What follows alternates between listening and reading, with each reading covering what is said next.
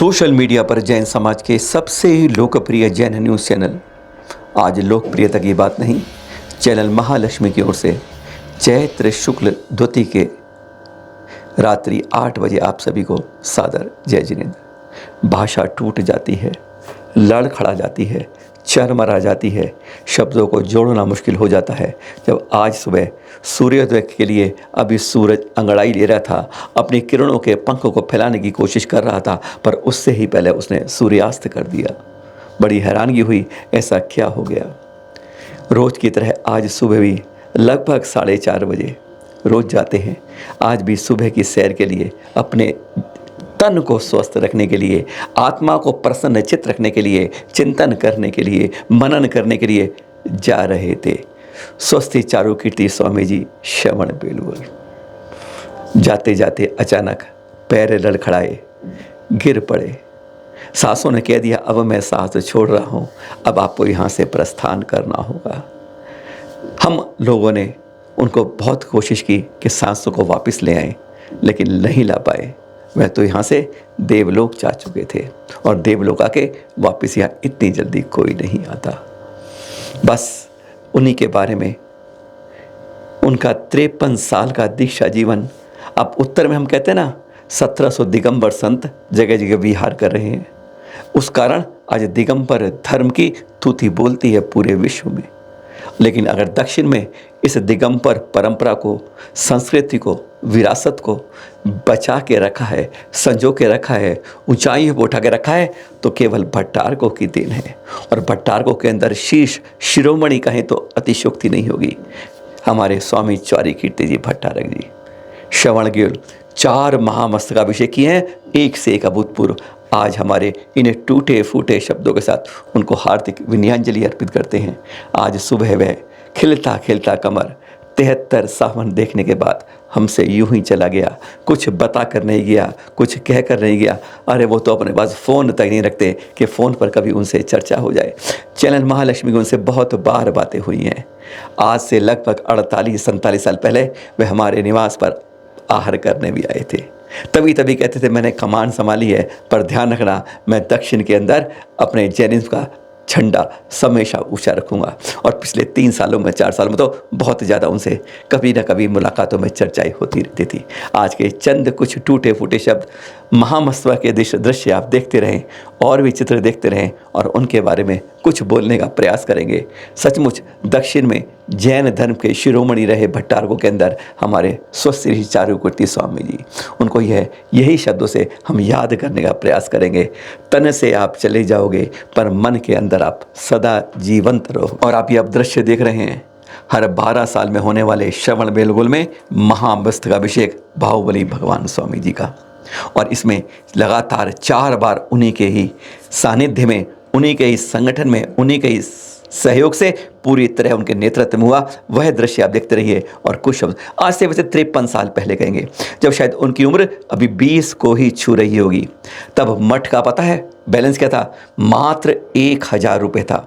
तब वह गुरु आज्ञा से मठ के उत्तराधिकारी चुने गए थे।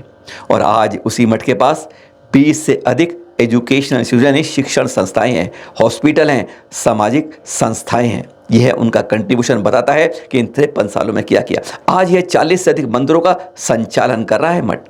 10 शिष्य भट्टारक बनकर अलग अलग मठों का संचालन कर रहे हैं। प्राकृत यूनिवर्सिटी उनके आखिरी सबसे स्वप्नों को जो उन्होंने पूर्ण किया। 20वीं सदी में भट्टारक गद्दियों के जीर्णोद्धार का श्रेय आप ही को जाता है। आपके नेतृत्व में भगवान बाहुबली स्वामी के 4 महामस्तकाभिषेक हो चुके हैं, जिसको 1-2 हजार सैकड़ों लाखों नहीं, पूरी दुनिया से आए हुए लाखों देखकर आज भी उनके मस्तक पटेल पर जीवंत होंगे। हाँ, स्वामी चारुकीर्ति जी, स्वस्ति श्री जी, आपका जन्म 3 मई 1949 को कर्नाटक के वारंगांव में हुआ था। और वह शायद दिन था 19 अप्रैल 1970 का। हाँ, जैसे अब आ रहा है ना जन कल्याणक महावीर स्वामी का, बस वही था। उस समय पर ही आपको मठ की बागडोर संभाली गई थी।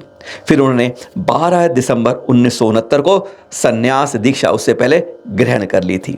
औरों की तरह उन्हें नए मंदिर का उन्होंने कोई निर्माण नहीं कराया, यह उन्होंने दिखा कर दिया, बल्कि उन्होंने कहा कि जो हमारी संस्कृति यहाँ दक्षिण में फैली हुई है उसको सुरक्षित करना नए मंदिर से ज़्यादा उनका जीर्णोद्धार कराना महत्वपूर्ण है।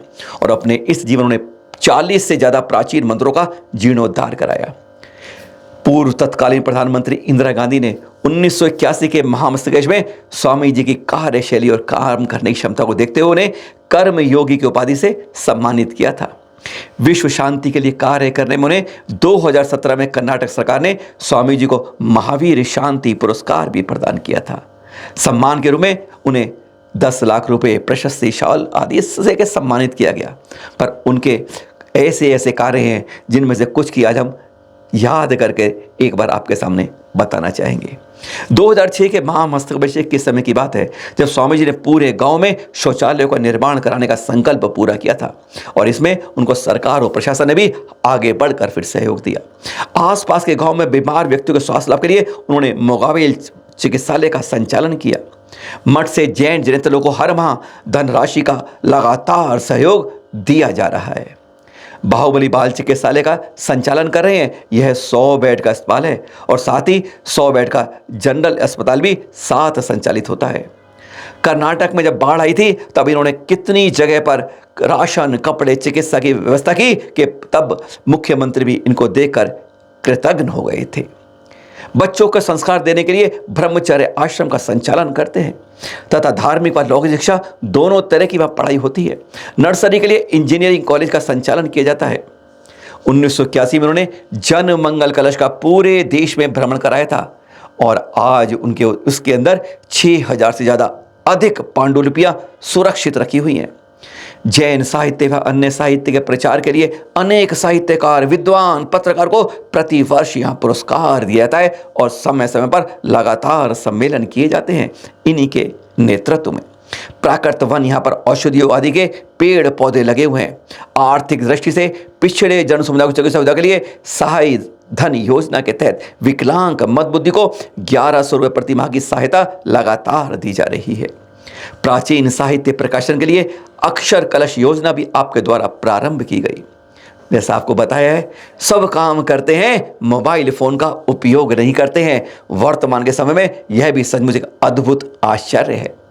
साधुओं की सेवा के लिए त्यागी सेवा समिति अलग से बनाई थी इन्होंने। स्वामी जी ने 53 सालों में जो कुछ किया वह पूरे समाज के लिए प्रेरणा स्रोत है। स्वामी जी से हर को प्रेरणा लेनी चाहिए कि किस तरह से मठों की, संस्थाओं की, मंदिरों का संचालन सामाजिक कार्यों के लिए किया जा सकता है। अद्भुत सांगठनिक सूझबूझ, यह वह महापुरुष हैं, वरिष्ठ प्रतिभा, महान संत और जैनों के सम्मान के, मान सम्मान के प्रतीक।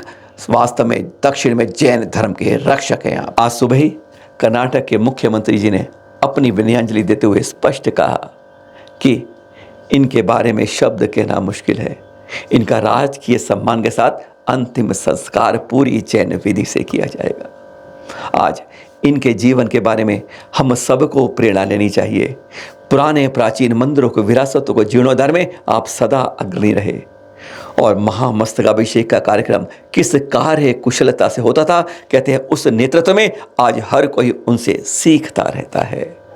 बहुत बड़ा शून्य आज जैन समाज के बीच में आ गया है। दक्षिण में हमारी सारी विरासत को, संपदा को, संस्कृति को संभालने के लिए अब वह बेजोड़ हीरा कहाँ से मिलेगा? यह बहुत बड़ी एक क्षति है जैन समाज के लिए।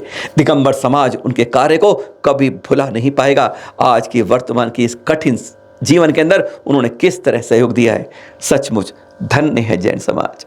आज आपको हार्दिक विनयाञ्जलि अर्पित करते हुए बस यही कहेंगे, आप हमें बीच समय पर छोड़कर चले गए।